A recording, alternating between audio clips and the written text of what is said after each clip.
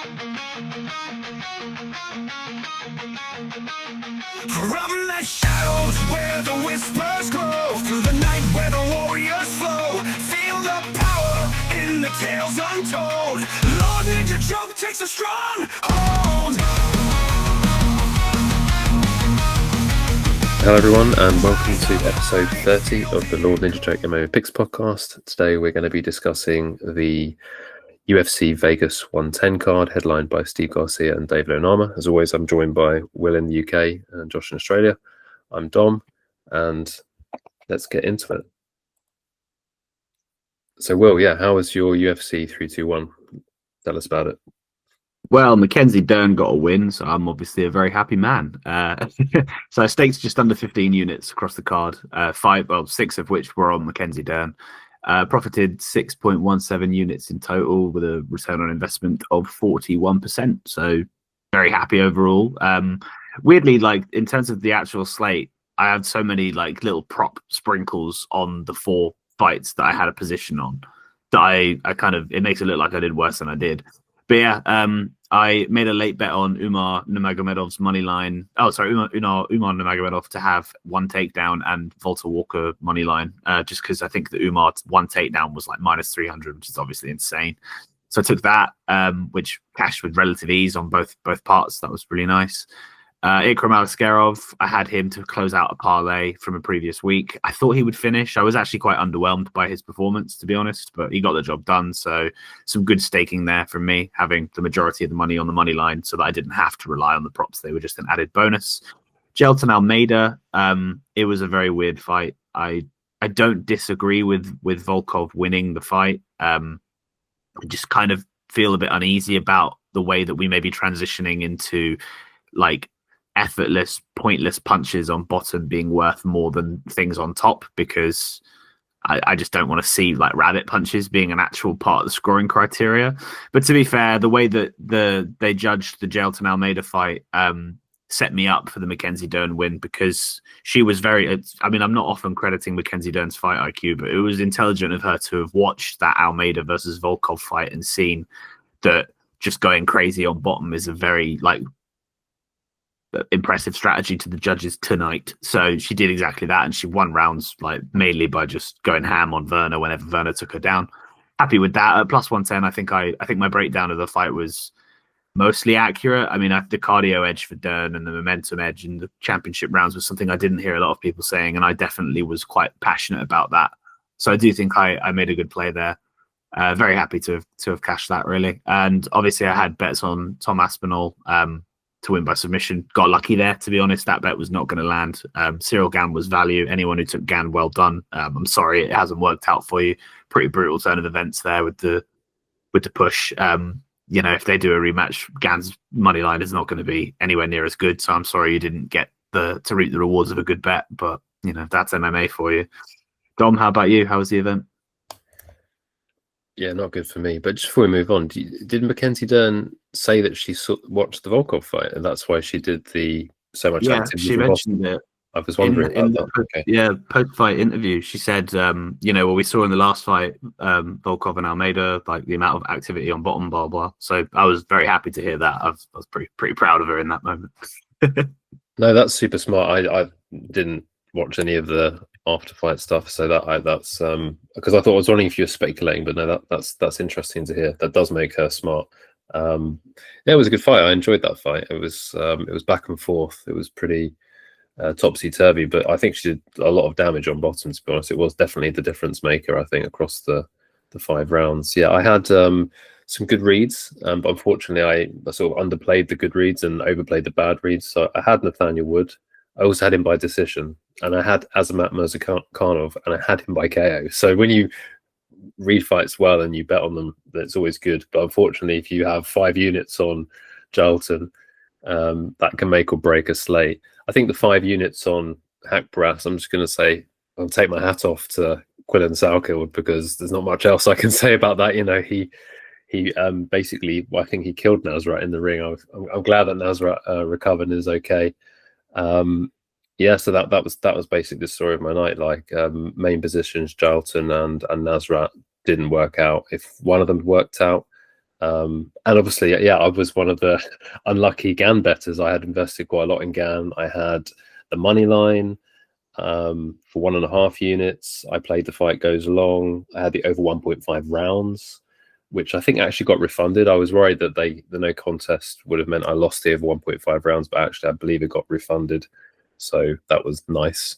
Yeah, and I think everyone who bet on Tom Aspinall was, at least from what we saw, was very little. But what we saw was that it didn't appear that Tom was really getting the better of Cyril on the feet. So yeah, we move on, and yeah, it was disappointing for me. How was it for you, Josh?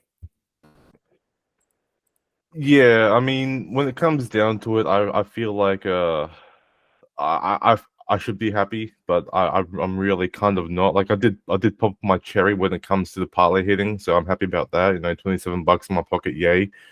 But the predictions were a bit rough, and I kind of pride myself over my prediction accuracy and all that stuff. So 5 of 7 were perfect. So 7 correct picks, 5 of them were perfect.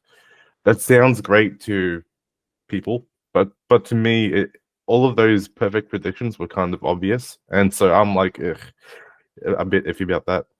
But anyway, my prediction accuracy took another hit, a tiny little jab to the face there. My lock record is going up a little bit, but that's because I'm strictly using 2 or less locks these days, so you know, less risk and all that stuff. And my alt bets kind of shat the bed. I made no money from it because the Volkov via KO points bet was $9, and so $3 per bet, you know, nothing. So really, the numbers might look good, but I personally feel like I could have done a lot better. So on to this week's horrific card. I'm confused though, because you hit the parlay, so you did end up positive, right? Yeah, I did, but then you see like the alt bets, and that's where most of the money would have come in anyway. And I'm like, it'd be nice to hit both, right? So I'm like a bit dismayed over that. Yeah, but that's just me. Yeah, you should definitely like look at my slate. You don't want to be down 10 units, so yeah, I think you did pretty good. We've all been there. And yeah, this is the card coming up, which I think we all unanimously have discussed in the previous episode as being quite bad, possibly the worst card of the year. Having had a week to mull it over, have you changed your minds at all? How do you feel about it now, guys? Will, do you wanna go first, or should I just disappointedly talk about this one? I mean, I'll let you take main stage. Honestly, man, you go for it. All right. Well, from like face value, this card looks like it's been picked apart by cockatoos in like a garbage bin, right? That's an Australian term. Cockatoos, cockies, whatever. They're birds. They go for rubbish, and this card is rubbish. So, working my way from bottom to the top, the first 4 fights, 3 of those are women fights featuring 0 title implications. It's pretty dull, pretty boring. Alice Ardeline versus Montserrat Ruiz is not a fight that belongs in the UFC. It belongs in Fight Circus. It belongs in some sort of backyard brawl, you know, world star kind of fight. It doesn't belong in the UFC nor the Apex. Vieira versus Dumont, they're both ranked. They're both within like the top 8 of the division, which I find scary because what happened to the bantamweight division?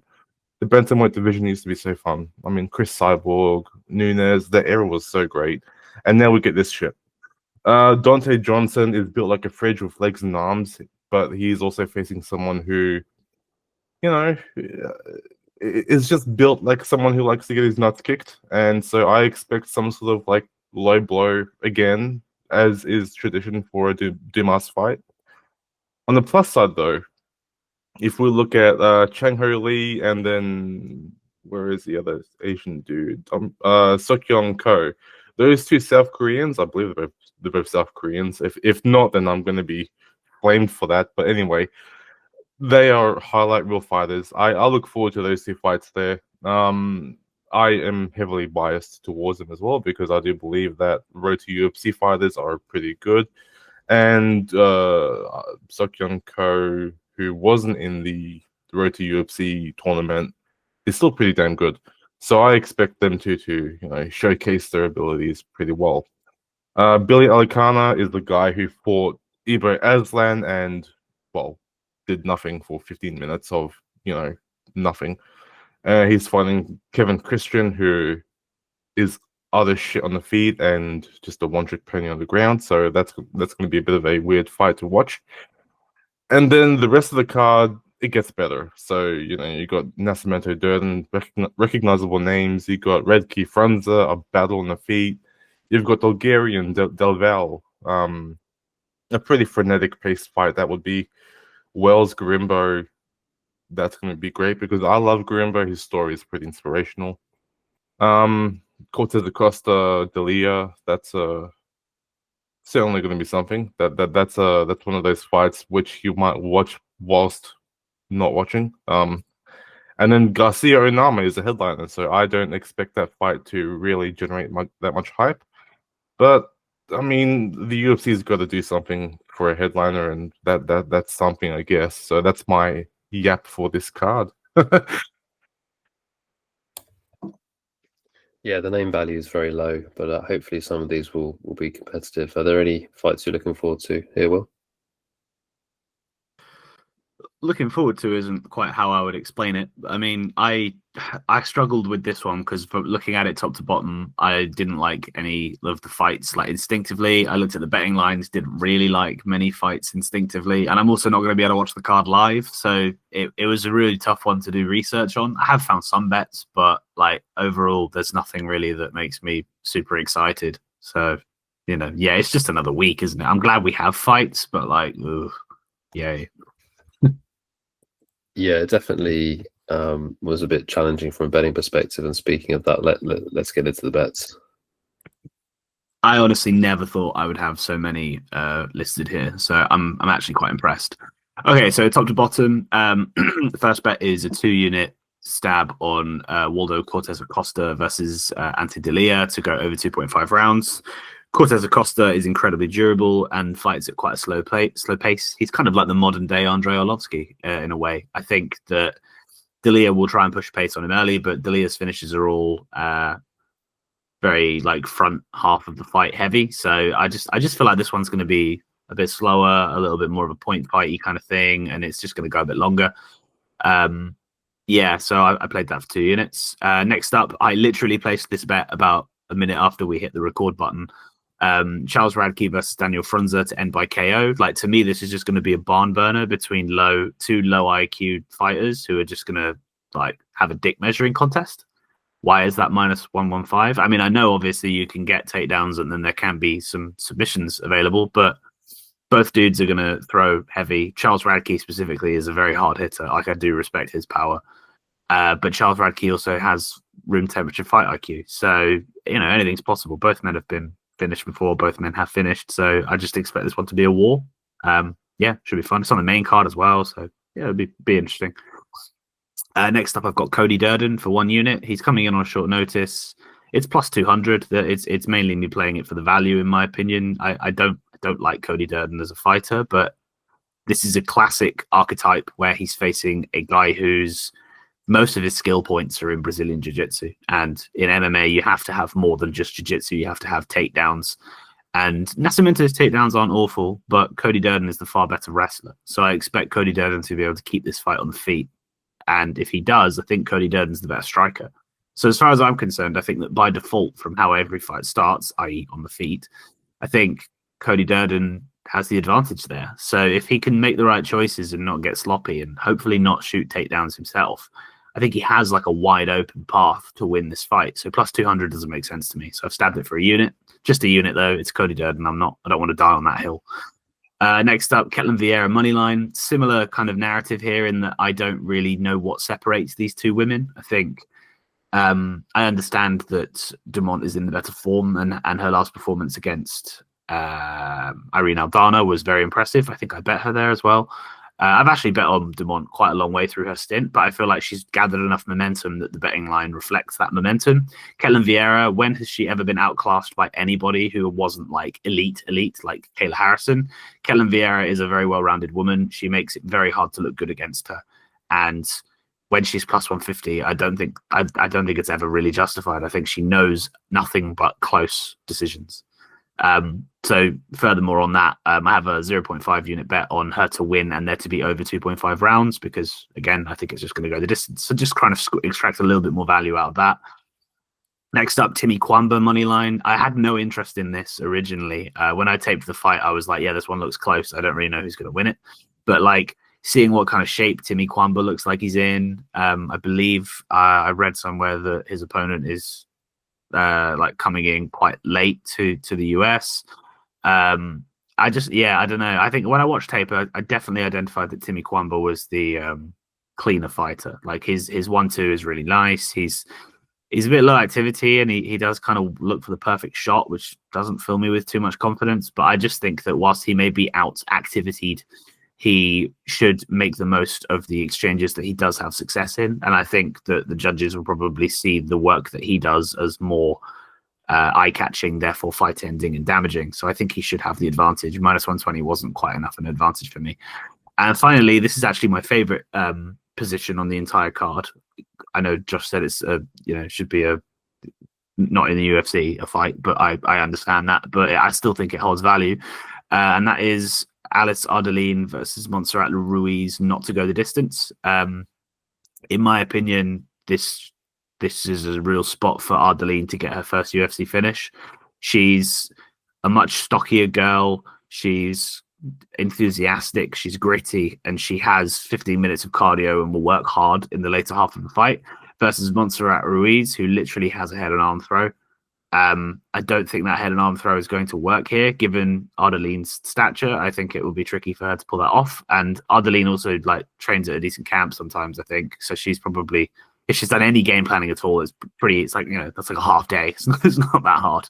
So I'm expecting this one to be quite dominant for Ardeline, and it doesn't guarantee a finish because she doesn't look the most like she doesn't have lethal submissions or like one punch power.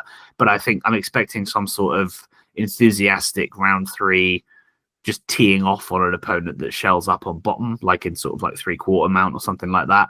So I've played the doesn't go the distance for 2 units at plus 190. I've played Ardeline's inside the distance for half a unit at plus 285, and I've played Ardeline by KO for 1/4 of a unit at plus 585. So I'm surprised I have that many bets on that card. But as you can see by the staking, nothing I'm really super passionate about. Everything's pretty evenly split. Just hoping that I can have more winners than losers here to come away with profit. But like, yeah, this is a card that if I wasn't a degenerate, I would just be passing at. But here we are. How about you, Dom?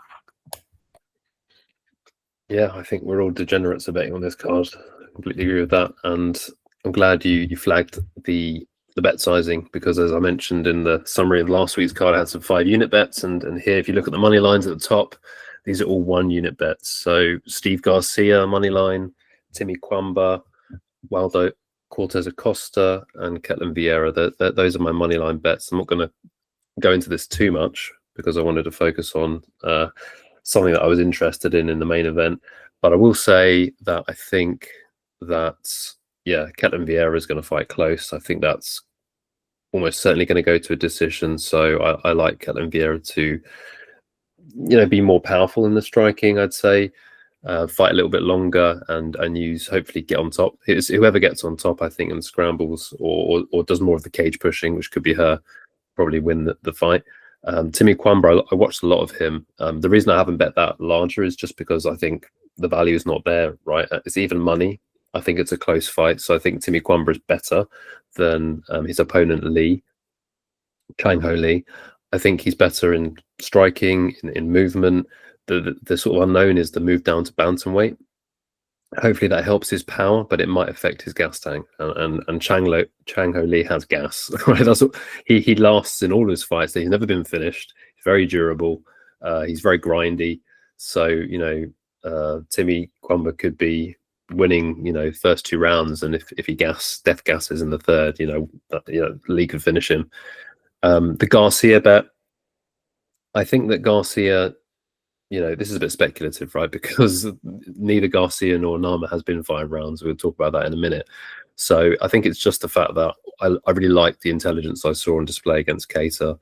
I think the fight's going to be close, and that takes me on to this this prop section where I have got quite a lot of money on the fight going long. It's actually my hammer of the week is main event start round 2. So I've got 3 units on that, and I'll talk about the sort of the rationale behind that. So both these fighters, it's their first main event in the UFC, I believe. It's their first 5-round event in the UFC. And they also both come into this with the reputation of having good hands. And both of them have knockdowns in half of their fights. They both know that, and they obviously will study one another in preparation for the fight. So they're aware that they're both high danger opponents, right? There's always, generally speaking, a feeling out process in a 5-round fight, and the reason that is because you know you've got 25 minutes to work with. It's not like a 15-minute fight where you've like, I need to win this first round. It's like 1 of 3 rounds. If I drop the first round, you know, I have to go hell for leather in the remaining two rounds. And you've got 5, you can drop around quite easily. So it is worth taking your time to get the reads, to you know, take a moment. And why do I think that might happen here? Well, Onama is more of the slow starter, so I'm not too worried about Onama. I think he's more of the counter striker, so I think he's going to sit back. I think it comes down to Steve Garcia, and the fact that I saw him be more calculated against Calvin Kattar means I know he can do it, because before that he was on a 5 knockout streak, right? So he was always like going pretty crazy in the first round. So I don't think Steve Garcia is going to go crazy in the first round, and that's why I think the fight start round 2 is a good bet. But then I'm laddering it. I'm laddering the hammer, as they say. I've got the over 1.5 rounds, 2 units, and then the main event start round 3, 1 unit, and that's already plus money. So I think that these overs are value, because there's a final aspect here that's also not considered, which is, well, obviously there's the pressure of being in your first main event. You don't want to like get starched in round 1, but there's also this thing about like, now that they're earning a lot more money, they actually will maximize their paycheck by prioritizing the win bonus, because this is probably the first time that both these fighters will earn a win bonus. This is speculation, by the way. Earn a win bonus that's more than 50k. What I mean is, you usually get a fee to show up and a fee to win, and typically this far into their career, according to the UFC pay structure, usually on around between 50, 60 for show win. So getting the performance bonus or the knockout of the night bonus is like a huge proportion of their purse. But if they show and win here, potentially being on 100, it's only be a quarter of their purse. It's much better to go for the win bonus. It's basically, potentially the win bonus is twice as much as the performance bonus. So win the fight, that's like potentially a year or half a year's salary to these guys. So I think that's something that may affect the dynamics here. Of course, I could be completely wrong. I could go crazy in round 1. They're both, known for their power and their striking, but I think they both have the ability to be calculated. I think actually both these fighters are kind of underrated for their intelligence. I listened to quite a lot of interviews with Steve Garcia. I think he's really intelligent. I haven't listened to any interviews with Onama, but I can see that he fights at a kind of slower pace. So main event start round 2. Let's get halfway through round 2, and then that's the majority of the bets that have hit. So further down the slate here just gets pretty punty. Those are my main positions, but everything in the bottom section here where it says pending, still under consideration, and I actually played all of these except for Nascimento by sub, because that hasn't got a line yet. I do like the Cody money line bet that Will's made, and I will say that I think that there's value on Cody. I just wanted to wait for the weigh-ins and take a look, because I think that the catch weight of 130 pounds is going to be beneficial to Nascimento, because he always struggles to make weight. He missed weight for his previous bout, and I watched a lot of tape for that one. And I think Nascimento is just very accomplished on the mat. So it feels relatively binary, which is, if Nascimento gets Cody down, I don't think he'll necessarily get up. You mentioned he's a better wrestler, so hopefully he can keep the fight standing for as long as possible, make it interesting. So yeah, I wouldn't veer away from maybe like Cody Durden decision no action. I'll probably look into that. That's also not lined yet.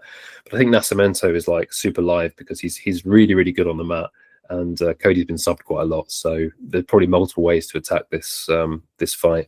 Just looking at the other bets in the final section, as I mentioned about playing the overs in the main event, I've actually got Steve Garcia to win in rounds 3, 4, 5 by KO. And the reason behind that was just, I guess, kind of envisage that he might be able to last a bit longer, because David Onama has shown the ability to slow down. So David Onama's last 3 fights have gone to decision, and he dropped round 3 against Giga Chikadze, I believe.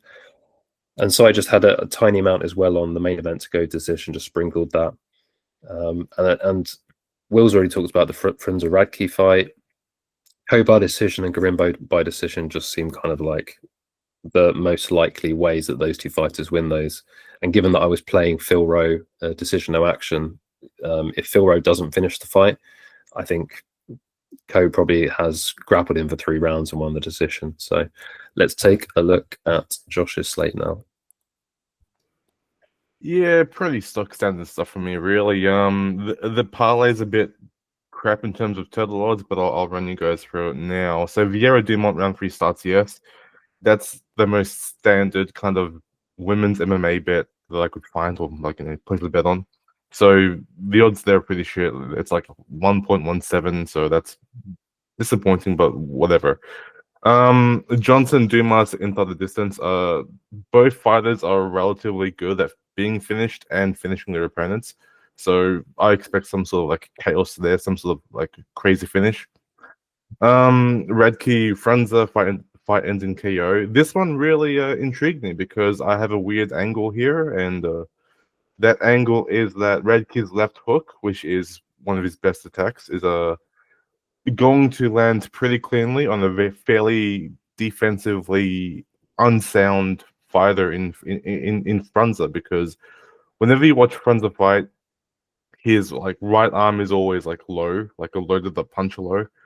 And so given that Radke's left hook is going to likely land, I do expect that we're going to see a instance in which Frunze gets knocked down, similar to what Reese McKee did to him in that first knockdown, in which McKee landed that check left hook and then, knocked Frunze on his ass, and, that's that. So Radke KO possible, Frunze KO possible. Either way, if this fight ends in KO, I'm happy. Cortez Acosta, D'Elia over 2.5 rounds. This fight's probably going to be boring, and boring helps here because we want a very slow-paced fight for anything over 2.5 rounds. Cortez Acosta is likely to attack the legs, and that's a slow-cooking way to win fights, and that helps me with this bet. So if Cortez Acosta does attack the legs and removes that power from D'Elia, then we are going to see that leg hit, and hopefully the whole parlay wins again. As for the alt bet, Kanelossi via KO points is an interesting angle for me because I believe that Alenkar is a one-dimensional submission specialist, right? I mean, we have seen many cases in which a submission specialist cannot get a submission. We saw it last week with Amorim. She failed to do what she was good at, and Mizuki just did a job. I expect Kanelossi to do her job and keep the fight standing, and even, rattle the brains of a God, I forgot the name already, Alenkar. So yeah, there's that. Roe via KO 1 or round 2 combo rounds at 7.00. I like those odds because I do believe that Roe does have the knockout power. He is a longer ranged fighter. He is fighting someone who often desperately enters a fray to get those takedowns, and so I do expect Roe to maybe struggle a little bit in getting that distance. But once he does get that distance, I do expect his boxing to come into play, and hopefully that bet lands. Wells via KO points. I watched Wells' last fight against Griffin, and I was laughing. It was a very, very silly fight. And whilst I don't expect him to look genuinely dangerous in this fight, his intermittent explosions when he fights could potentially make Garimbo, the more timid, the more calculated fighter, a little bit uncomfortable, and maybe lead to a knockdown that might contribute towards a point or contribute towards a KO or whatever. So that's an alt bet there. D'Elia via KO round 1 or 2 at 4.40. That's tasty. I don't mind that because this is heavyweight. Anything can happen. But Cortez Acosta has a chin, so maybe it might not happen. But still, it's something I like to take a stab at. And Garcia via KO round 1 or 2, with really, really shit alt bet odds at 2.70. yeah, I'm trying to see if Garcia follows the same pattern he did previously and get that knockout early. Although I did notice that Garcia via points is at 11.50 at the moment, so I might take a stab at that if the line trends towards 12 or 13 or whatever. So that might be an unofficial alt bet that won't be tracked, but it'll just be a fun experiment, really. And yeah, that's my slate. Cool. Let's take a look at how we did last week with our bets. So we were unfortunate because we had invested in the Cyril Gane line, which was promising from the first round, and also the 1.5. Those got refunded, so there was 2 pushes. So the record we have is 7 wins, 2 pushes, 8 losses. There were 3 losses from last week, which were Hackbrast, Gelton Almeida, and the Bautista point spread, which, you know, like he did head kick Umar, so I was quite excited about that. But yeah, to be fair, I guess, you know, in Abu Dhabi it's hard to get a point off Umar, and he did look pretty dominant. Although I thought Bautista fought really well personally, and I don't know if I was biased because I had that bet on him. But yeah, I thought that in another world that might have hit. And we hit the Ikram, which was, you know, not the best performance, but he got it over the line. So yeah, we hit one of our bets, 2 push, 3 lost. And then we're going to have a look at this week's slate. So we prepared some bets, and hopefully you can see on my screen 3 bets on the right. And Will, you're going to talk us through this first one. Yes, sir. So, yeah, the Ardelean versus Montserrat Ruiz fight, not to go the distance. Touched on it in my breakdown. Basically, I just think that Ardelean is going to be stockier and bigger, and if you have that, you have good, a better base to be defending clinch-related things. And Montserrat Ruiz, unless she's evolved her game, which is possible because we've not seen her for some time, she really is literally just a head and arm throw merchant. It's very odd. She's one of the most unique fighters in the UFC, honestly, like not in a good way. But yeah, I just think that if that's not how the fight plays out, it's all Ardelean. I think she will have the higher volume and she'll have the tenacity and the enthusiasm. And Montserrat Ruiz has been finished by KO TKO KO in her last 3 fights. And that's very concerning. Has there ever been a women's MMA fighter who's lost 3 in a row by KO in the UFC? Ardelean hasn't finished a fight herself, but I think she probably, with a win under her belt, can have a bit more freedom, because I don't think she gets cut if she loses. I think the UFC is starting to realize that there is actually something kind of uniquely endearing about this woman that we were all sort of laughing at originally when she came into the UFC. So I think the fact that they've given her this fight, because Montserrat Ruiz was a stepping stone for anybody. They were keeping her on ice for that reason. For some reason, they've chosen Ardelean. So, yeah, I think she can get it done. I think plus 195 is a very appealing number for that. So, I think women's MMA is evolving. I've been saying this for a long time to anyone who'll listen. Finishes are coming a lot better now. I think women's MMA has reached a point where people, like women, are learning how to find finishes, how to stop their opponents, how to make the referees think maybe we should call this off. And we've seen a lot of it this year. There have been a lot of big favorites who, despite them being big favorites, all of the equity on their method of victory is going into the decision prop, and it's leaving a lot of money on the table for the finish. So I think Alice Ardelean gets a finish here. The safest way to play it, obviously, is going with that doesn't go the distance, just in case anything crazy happens, injuries, Montserrat Ruiz somehow pulling off a head and arm, finish of some sort. But I think that basically this is a bet on Ardelean ITD. Just play it safer and go with the fight doesn't go the distance. Yep. And below that we have Ketlin Vieira. Moneyline. Josh, how do you think Vieira wins this fight? I reckon we're going to see a big experience gap being in full display during this fight. I mean, when you look at the records, and this is very amateurish to even say, but when you look at the records between both Vieira and Dumont, you can probably look at the losses against Harrison and Pennington when you look at Vieira's record and be like, yeah, she's not really worth it. But then again, she has faced 3 rounds or however amount of rounds against Harrison, and then she has faced Pennington. So those are relatively good fighters to lose against if you're going to lose against anyone really. And comparing that to Dumont, who has fought shit fighters. I mean, opponents. Like, I mean, Aldana's fine, sure. Jermaine, she's old. Chandler, she ran away, I think, in that fight. I can't remember. Carol Rosa, whatever. What I'm trying to say here is that I would rather pick a fighter who loses against the great level competition, the better level of competition, than, you know, someone who wins against mildly bad competition, you know.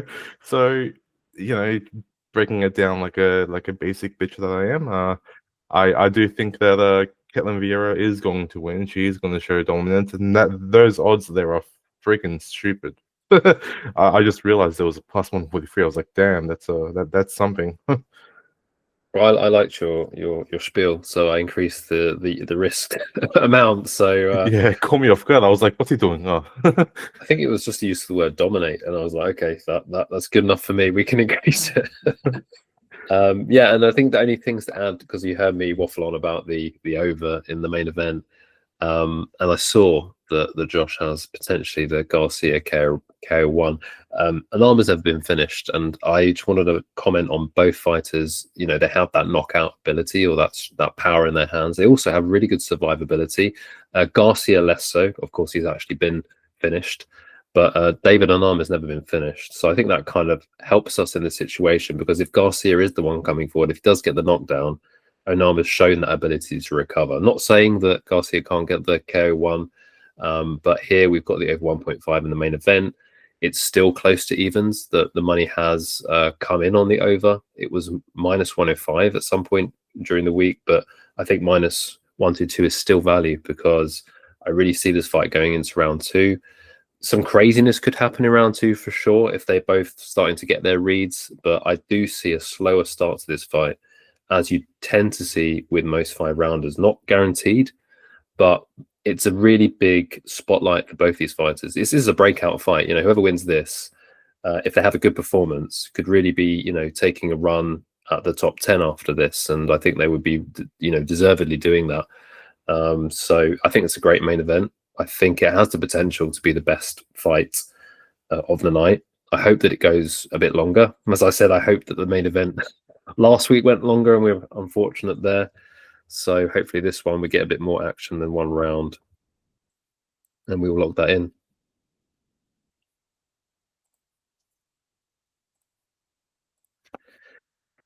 So just to finish up, Josh, will you do the honors for us? Good sir. Sure thing. We have 3 pretty active social media accounts. We've got a Discord, which is full of great things happening. We've got memes, we've got laughter, we've got serious conversations about bets. It's a mixture of chaos and fun, and that's what we thrive on.